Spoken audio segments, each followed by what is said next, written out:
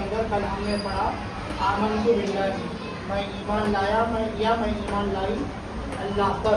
اللہ کے بارے میں عقائد ہیں ہمارے کہ اللہ تبارک و تعالیٰ کے ساتھ ہمارے کیا عقیدے ہونا چاہیے. اللہ ہمیشہ سے ہمیشہ رہنے والے، اللہ ہر چیز پر قادر ہے، تفصیل سے بات ہے. اب آگے بڑھیں گے. اور میں ایمان لایا یا ایمان لائی اللہ کے فرشتوں پر. وملائکتہ، ملائکہ پلورل ہے، ملکن سنگولر، ملکن ایک فرشتہ، ملائکہ فرشتے. عربی کے اندر ملکن کا معنی فرشتہ، ملکن کا معنی بادشاہ، خالی زبر دینے کا فرق ہے. ملکن ایک فرشتہ. وملائکتی، ہی زمین جو ہے اس کے فرشتے، کس کے؟ یہ اللہ. یہ زمین لوٹ رہی ہے یہاں پر. تو میں ایمان لایا اللہ پر اور اللہ کے فرشتوں پر. فرشتے پر نہیں ہے، فرشتوں پر، یعنی تمام فرشتوں کے اوپر ایمان لانا. کیا مطلب ایمان لانے کا؟ یعنی اللہ تعالیٰ کی ایک مخلوق ہے جس کو فرشتے کہتے ہیں اور وہ ایگزسٹ کرتے ہیں بول کے ہم ماننا، اس کو ایمان لانا بولتے ہیں. فرشتے کتنے ہیں؟ اللہ کو معلوم. انگنت لا تعداد، بے شمار فرشتے اللہ تعالیٰ کے ہیں اور ان کے ذمہ اللہ تعالیٰ الگ الگ ڈیوٹیز دیے ہیں. اکثر فرشتوں کی جو ڈیوٹی ہے وہ انسانوں کی خدمت کرنے کے لیے ہے. اللہ تعالیٰ کیا کرتے ہیں؟ انسانوں کی خدمت کے لیے فرشتوں کو ڈیوٹی لگا دیتے. وہ ہماری حفاظت کرتے اور شیطانی طاقتوں سے جو ہے مومنوں کی حفاظت کرتے. اور بعض فرشتے وہ ہیں جو مومنوں کی دعاؤں پر آمین بولتے، بعض وہ ہیں جو اللہ کی تصدیق تحمید تقدیس کرتے رہتے اور مومنوں کی دعا پر آمین بولتے رہتے. یہ سب فرشتوں کے کام ہیں. اور تمام فرشتوں میں 4 فرشتے مشہور ہیں. حضرت جبرائیل علیہ السلام، میکائیل علیہ السلام، حضرت اسرافیل علیہ السلام، حضرت اسرائیل علیہ السلام. ان چاروں میں سب سے بڑے فرشتے حضرت جبرائیل علیہ السلام، یعنی تمام فرشتوں کے جو سردار ہیں وہ حضرت جبرائیل امین بولتے ہیں. ان کا پورا نام جبرائیل امین کیوں بولتے ہیں؟ امانت والے.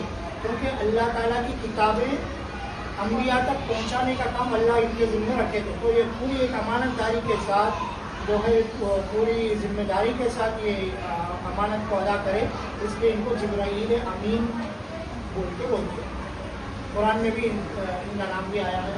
تو حضرت جبرائیل علیہ السلام تمام فرشتوں کے سردار ہیں.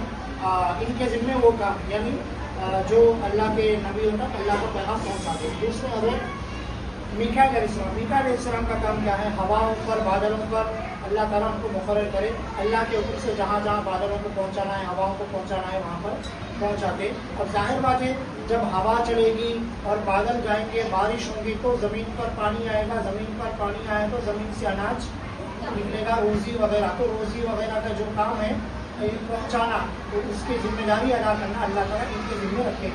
تیسرے نمبر پر حضرت اسرافیل علیہ السلام. انہوں جو ہے سور پھونکنے کے لیے ہے اور سور پھونکنے کا جو آلہ ہے وہ اپنے ہاتھ میں لیے کھڑے. جب اللہ کا حکم ہوگا فوراً یہ سور پھونک دیں گے اور قیامت قائم ہو جائے گی. چوتھے جو ہیں حضرت اسرائیل علیہ السلام ہیں جو لوگوں کی جان نکالنے پر مامور ہیں، جو روح کو قبض کرنے والے ہیں. اس طرح اب سوال یہ ہوتا اللہ تعالیٰ فرشتوں کو ڈیوٹی کیوں دی ہے؟ کیا اس کا مطلب یہ ہے کہ اللہ تعالیٰ فرشتوں پہ ڈیپینڈ ہے؟ کیا نہیں ہے، بلکہ رول چلانے کے لیے جیسا کہ ایک بادشاہ ہے، بادشاہ کیا کرتا اپنا سلطنت چلانے کے لیے ایک وزیر رکھتا. وزیروں میں ایک بڑا وزیر رہتا، ایک وزیر خزانہ رہتا، ایک سپہ سالار رہتا، ایک کمانڈر رہتا. یہ جو ہے مملکت سلطنت چلانے کا ایک طریقہ ہوتا، آرگنائز کرنا ہے. تو اسی طرح دنیا کو آرگنائز چلانے کے لیے اللہ تعالیٰ فرشتوں کے ذمہ خدمت لیے ہیں.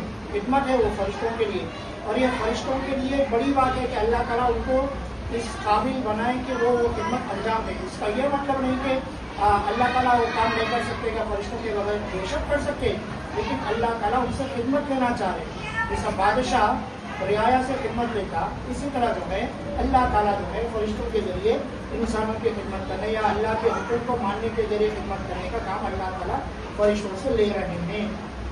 ورنہ اللہ تعالیٰ بغیر فرشتوں کے بھی اپنا نظام چلا سکتے ہیں. اللہ کو کوئی مجبوری نہیں ہے، اللہ تعالیٰ بے نیاز ہے.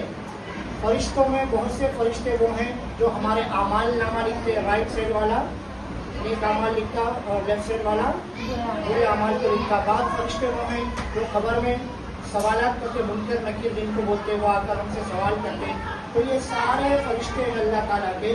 ہمارا یہ ایمان ہونا چاہیے کہ جتنے اللہ کے فرشتے ہیں ان سب پر ہمارا ایمان ہے کہ وہ اللہ کے فرشتے ہیں، وہ بھی اللہ کے بندے ہیں. ہاں فرق یہ ہے، اللہ کی مخلوق ایک ہے، مٹی سے جن کو اللہ بنائے جیسے کہ انسان ہے. بعض وہ ہیں جن کو اللہ تعالیٰ آگ سے بنائے جیسے کہ جن ہیں، اور بعض وہ ہیں جن کو نور سے بنائے. نور سے جو مخلوق بنی ہے ان کو فرشتے بولتے ہیں.